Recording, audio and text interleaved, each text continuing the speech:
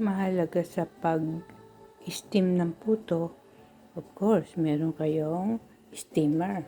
Saka itong tubig ng takip, pupunasan nyo yan. Ayan, after 30 minutes, siyempre susulat nyo yung time, anong oras kayo nag-start. Meron kayo lista, kagaya niyan. Susulat nyo yung time. Iaangat nyo kung naluto na. Ayan, medyo pa lang. Ayan, pupunasan nyo ng 2 layer yan. Pupunasan nyo ng butter. Pag naluto na, pwedeng frozen o yung kinayod na i-defrost nyo yung coconut, grated coconut, or yung mga kayod na nyog. Yan, masarap yan sa may tea. Okay, thank you for watching. Be sure to click subscribe for more videos.